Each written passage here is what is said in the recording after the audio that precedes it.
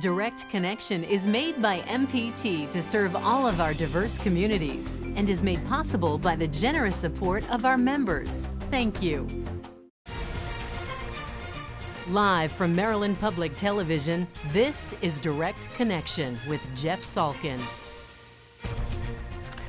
Good evening. Welcome to Direct Connection. Governor Hogan has expanded Maryland's stay-at-home order as the number of coronavirus cases in Maryland continues to climb above 1,400 at last report.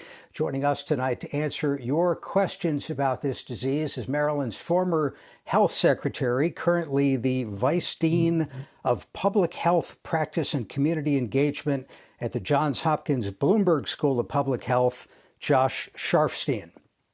Doctor, thank you for being with us. Thanks for having me, Jeff. Josh, you made the point in an op-ed in the New York Times today that everybody is focused on the total numbers and that should just be the starting point. Correct. People are very interested in the test results. Where can I get a test? But if you take a step back, we're dealing with an infectious disease that's highly contagious and, for many people, quite serious and even deadly. And we have to control the disease. You control the disease not just by testing people, but by testing people and then interrupting the spread, using the information from the test to interrupt the spread of disease. That means making sure that people who have coronavirus infection can isolate themselves, finding the people they've been in close contact with, and quarantining them so that the virus has nobody to jump to. That's how you control an infectious disease like this. Are we equipped to do that? And how could it be possible at a stage when there are hundreds of thousands of cases if we couldn't do it back a couple of months ago when there were just dozens of cases? Well, in Wuhan, it got very, very serious, many, many cases, and then they were eventually able to bring it under control. However quickly we can do it, the better for us. And we can start with some very high-risk communities. I'm very worried about people in nursing homes and assisted living. We have this terrible outbreak in Carroll County. So making sure that people in those settings, when they get tested, first of all, they got to get tested if they start coughing or have a fever. If they have it, you've got to really move fast to make sure that it doesn't spread in that setting or in other apartment buildings, for example, where a lot of older adults live. So we can start, if we don't have the full ability, on those areas most at risk for a very serious outbreak. But over time, we'll have the ability to do more of that. And I think we're going to have to think creatively about how to scale up a much stronger response in the public health side than really we've ever had in this country. I don't know how optimistic or pessimistic to be about this. You see some things in the news today, Governor Cuomo in New York saying that the rate of change is beginning to slow in terms of how fast the number of cases is doubling in New York. There's this website that has web-connected, geotagged thermometers, and it looks like the number of people who are showing fevers might be improving. But on the other hand, have we passed a tipping point where we have so many hundreds of thousands of people who have this that it's really inevitable that a third of the country, half of the country is going to get it? It's just a question of how quickly. Well, it can be overwhelming if you consider everything all at once. I think it's important to kind of break it down and say, we're in a stage right now at the beginning of a serious epidemic where it is imperative for us to slow the rate of infections in order to protect our ability to take care of people when they get sick. If we don't do that, we'll wind up like Italy, where there are too many patients and not enough beds, not enough respirators. So we've got to build up the healthcare system, add beds and respirators, and we've got to slow down the infection. That's what we've got to worry about. And right now, we're seeing evidence that all of these disruptions to our daily lives, as crazy and unusual and unexpected as they are important to do. Because where people have done that, we've started to slow the rate of infections. Now, what we don't know yet is whether we've done it enough, because the cases still continue to grow. And so we've got to keep doing it. I think Governor Hogan did exactly the right thing by strengthening the restrictions right now. We're seeing an impact, but we don't know yet whether this is going to peak at a level that exceeds our healthcare system's ability to care for everyone. So everyone has to do their part right now. I think that's the most important thing. And if we can get through that phase, then there are many other questions to turn to about what we can do to slowly, reopen and get a little bit more back to normal. But for right now, we are still heading into the teeth of the storm. We may be going a little slower towards the teeth of the storm, but we don't really know what we're in for, and really doing everything we can, every one of us, is really important right now. Let me remind our viewers, if you have a question for Dr. Sharfstein, you can email it to us. The email address is livequestions@mpt.org. Doctor, is the paradox here that if self-isolation continues to show promise, maybe we see the trends improve, then are people going to feel less incentivized to follow through with it? In other words, people will start congregating in crowds, and then we start the cycle up all over again. Well, we've got to take this opportunity as we're buying ourselves more time to do a couple things. One of them is we've got to build the capacity of our healthcare system, set up those makeshift hospitals, get more PPE, more personal protective equipment to healthcare workers, get ready for the surge that's coming. But the second thing is we have to be able to build a public health response, because that's going to help us get out of this. Part of that is really explaining to people why we're doing it, so that they don't just snap back to everything's fine, and then we get a huge surge of cases. We don't want that to happen. But part of that is building the capacity to respond to cases effectively, not just to test, but to use the results of those tests to shut down the spread of the infection, particularly among people at very high risk of serious illness and death. So, we're in stage one. If we can make it through this stage, if we can, blunt the surge, push it back a little bit, be more prepared, then we can think about how we build the capacity to be able to really begin to reopen. And I think that people realize how much is at stake. I think enough people have suffered. Everyone's going to know someone who's sick. Most people are going to know someone who's died from this. And I think that people will take it seriously. And I think the governor's doing a good job of communicating. Deputy Secretary Fran Phillips is an all-star public health official with him. And I think they will, be able to give clear messages, and hopefully people will listen. Here's an email question. It may be difficult to answer in non-technical terms, but the viewer wants to know, can you explain the types of tests that are being used? PCR, antibody, CRISPR, and what are the false positives or negatives of each? What's the best test? So the tests are used for different purposes. The test that people think about now when you say you go get tested for the disease is a test for the genetic material of the virus itself, otherwise known as a PCR test. And that test, if it's positive, is pretty reliably because you have the disease. Sometimes it can be negative, though, because the sample just doesn't have the genetic material in it. The value of that test is it tells you whether a patient is sick right then. Sometimes, if we don't even have a test, we'll tell somebody, it sounds enough like you have an infection. You've got to pretend like you do. Not pretend, you've got to act like you do. You've got to shut yourself off from other people until you're better, and call us if you're getting worse. And that's the right thing to do if there are not enough tests. That's that PCR test for active infection.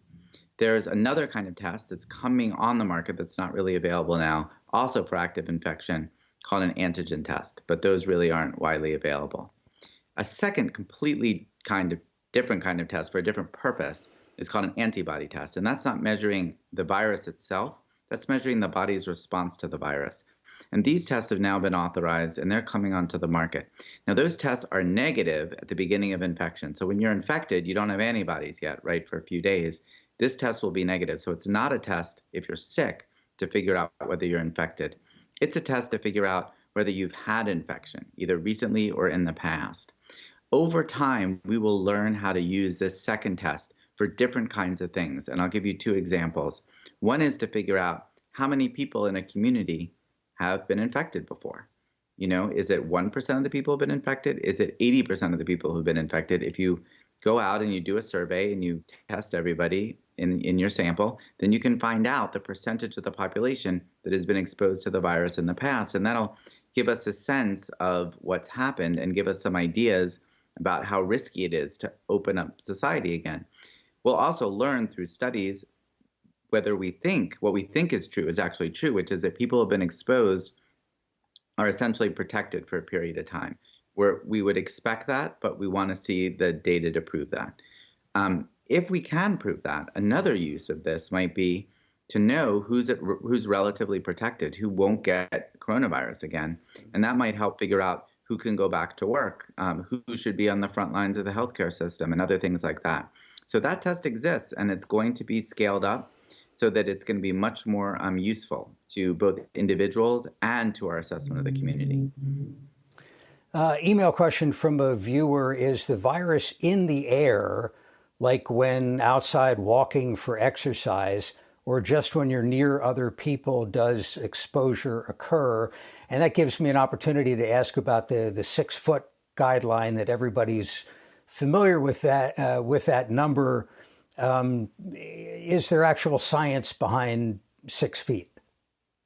Yes, there is science behind 6 feet, and that's because we know that the way this virus is transmitted from one person to another is through droplets, like other coronaviruses. This is similar to SARS and common cold coronaviruses. And the best explanation I heard, and I forgot who gave it to me, is think about, on a cold day when you go outside and you can see your breath. That's sort of like the water droplets coming out of your mouth kind of freezing when it comes out of the mouth a little bit. And it goes a few feet, doesn't go 6 feet, and it certainly doesn't blow down the street where you can see your breath. It really just goes a certain distance and it essentially dissipates. In this case, we're talking about droplets that go about that far and then they fall.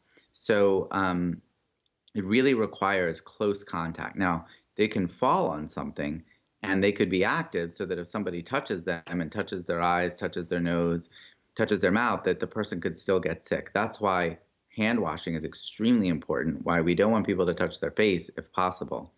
But it's also why this 6-foot rule is very important for social distancing. So if this is not, generally speaking, an airborne virus, the only exception to that that's known is that if people are very, very sick and they're in the hospital and they're getting some very invasive procedures like, they're getting intubated, put on a ventilator, then that process can essentially stir up so many viral particles that some of them might become airborne in that direct vicinity. But it's no problem to go outside. It's no problem to go for a walk. Just maintain that distance for someone else. Do we know why some people get a mild case and others get a major case, even without a situation where somebody has a major pre-existing health condition? Because if you could sign up for the mild case and get it over with, some people, might want to do that. Yeah, we don't know. We don't know. Obviously, there's some younger people who've gotten quite sick. So this is a risk to everybody. It's a special risk to older adults and to people with chronic illness. And it's presumed that has to do with the way the immune system ages. But truthfully, a lot is not known about this condition. Tell me about the serum research that's getting started at the Hopkins Bloomberg School. Sure, and it's also at obviously Johns Hopkins Hospital. So here's the idea. Even before antibiotics, before there were a lot of vaccines, we had infectious disease outbreaks.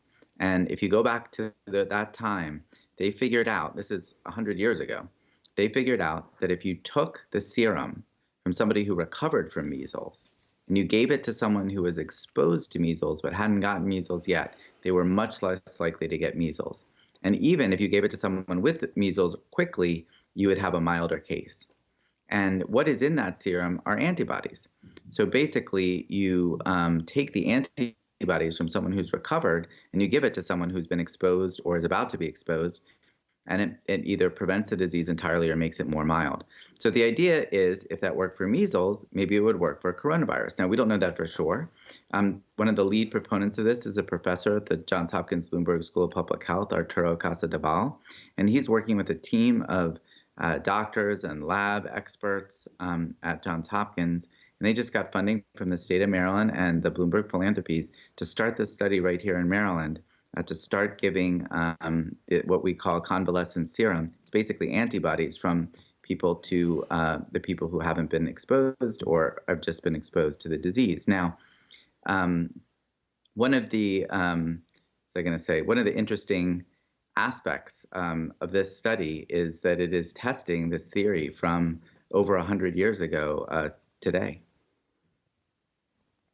Doctor, this is a great email question because it boils down what everybody wants to know. Is it necessary to wear masks and gloves to go to the grocery store? The viewer says, I'm seeing this more frequently now. So we know for sure that certain kinds of masks are absolutely necessary for healthcare workers. When they're doing those invasive procedures or they're exposed to large amounts of virus, special masks or special machines to protect them are definitely necessary. In the hospital, in medical settings, healthcare workers should be wearing masks, even the surgical masks, pretty much whenever they could be exposed to a patient. And people with symptoms, first of all, they should be at home, but even if they're at home coughing, they should be wearing a mask, or if not a mask, a scarf or something else in front of their mouth to try to catch as many droplets as possible to protect other people that they're living with. So that we all know. The question that is come up is, well, what about if you're totally fine and you're not a healthcare worker and you're going out to the store and you're doing something else? Here, I would say at this point, nobody is saying it's essential to wear a mask. And there's a little bit of concern that if you're fiddling with the mask, you could be touching your face more and potentially putting yourself at risk. But if you don't fiddle with the mask and you have it on there and it gives you a little bit more confidence, there's no reason not to wear it. So I think it's not exactly a requirement, but if it makes you feel better, it's okay. I would say it's okay to wear a mask, but just be careful not to touch your face because you're fiddling with the mask all the time, because that could really defeat its purpose. It's funny, this is what everybody's writing in about. Another viewer wants to know, how should I handle groceries and packages that are delivered to my house? How much risk is there from these items? And I'll tell you what we've been doing, which may be silly, is you bring in certain dry goods especially and quarantine them for a few days, not knowing exactly how long the virus might survive on a surface, but waiting, 72 hours, something like that. Well, I mean, that I think that there is the potential risk that because, as I said before, the droplets can land on packages. So if you happen to have someone in the chain of putting that together, it could potentially get on the package. So what you want to do, first of all, is realize that that's a relatively low risk. Plus, the virus, even though it may be detectable, is not necessarily strong enough to give you an infection. But we should all be wary. We should all be a little bit paranoid. And my rule of thumb is, if you're starting to get paranoid, wash your hands. That is the most important thing. And so what we do is if we get a package is we'll open it, but we'll always wash our hands right afterwards very, very well with soap. So any package we open, we wash our hands. That is a very tried and true way of killing the virus. So even if there's a tiny little bit of virus, which in this case would be thousands and thousands of copies. But if it gets on your hands, you can kill it and you can really render it not able to cause an infection. So that would be my best advice. Clearly, if you also want to hold it for a few days, I wouldn't stop you from doing that too. But in our case, we'll open it, but we'll always wash our hands right after before we would do anything else with it. Doctor, a viewer wants to know, has read reports that the modeling that's been done in Maryland says that the peak here won't be till the 4th of July. Thoughts on that? Well, we don't know exactly when the peak is. That's kind of up to us, how well we can keep to these restrictions. If the peak were at the 4th of July, I would be relatively happy as long as it's a low peak. What we want is to push the peak back so that we can prepare for it. We don't want to peak too soon that's too high, that really is a problem for the healthcare system. But everything right now is just a projection. You may have seen that the president is relying on a model that says that everything's going to peak April 15th or something like that. That would be pretty soon. I would be worried about that peak if that happens. So, I'm hoping that the restrictions that the White House and others, the governor, have put into place are going to slow down and extend that peak and lower it so that we're really able to weather the storm a lot better. Doctor, just have a minute left here, but just to wrap up, how do these things end and what's the best case going forward? The best case is that we all stick together. We do the things that the governor is asking us to do. We look out for each other. We're able to make it through without a major overwhelming of our healthcare system. And on the other side, we build the public health capacity to respond to infections, to be a little bit more targeted, finding individual cases and their contacts, isolating the cases, quarantining the contacts, and slowly but surely see a reduction in the numbers of cases. As we do that, we'll learn about how far the infection has spread. We'll learn who's immune to the disease because they've already had it. We'll come up with new ways to protect vulnerable populations, like people who live in nursing homes, and we'll be in a position to, one step at a time, reopen our society. And, I heard the former CDC director, Tom Frieden, recently say, this is not opening the floodgates. This will be like turning the faucet. We're going to try something. We're going to see how it goes. We can't let it get so that suddenly we're overwhelmed again.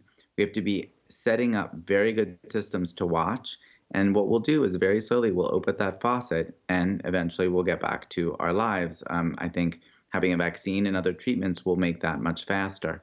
But this is these are all things that we're capable of.